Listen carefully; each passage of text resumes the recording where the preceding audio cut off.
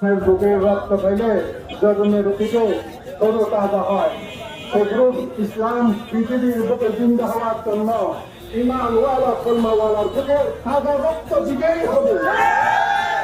এই জন্য আমার নবী বলেছেন আল জিহাদু মাদি, এই বলতে জিহাদ বন্ধ হয়ে গেছে, জিহাদ তো কিয়ামত পর্যন্ত দুনিয়া থাকবে,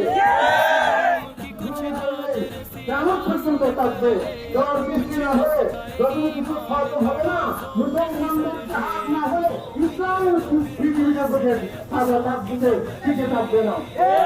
এই জন্য ইসলাম টিকে থাকার জন্য মুসলমানদের রক্তের বদল নেওয়ার জন্য আমাদের প্রথম দাবি আবার শপথ গ্রহণ করতে হবে। সদা হত্যা, সোজা হত্যা, আদালত, ইমামত নিয়ে যাও বসে রামতুল্লাহি ইমামত।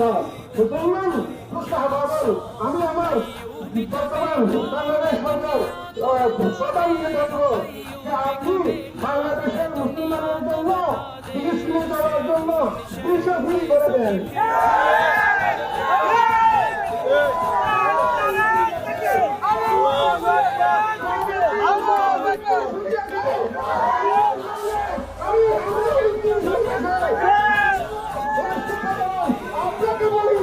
আপনাকে বলি আপনি বাংলার মুসলমানের জন্য ফিলিস্তিনের ভিসা উন্মুক্ত করে দেন।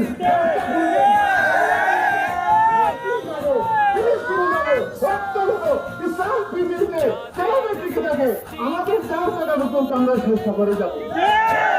আরেকটা কথা বলি, ফিলিস্তিনে ভাই আপনি তো ঈদ করেছেন, আনন্দ করেছেন, আপনার সময় শুরু করেছেন যে ফিলিস্তিনিরা রক্ত পেয়েছেন, ওদের জন্য বাংলাদেশ থেকে কিভাবে তাদের কর্তায়ন করা যায় বাংলাদেশ সরকার যা যে রাস্তা করবে আমরা সকলের যা সেখানে তাদের জন্য দিয়ে দেবো। আমার বক্তব্য শেষ করলাম। আসসালামু আলাইকুম।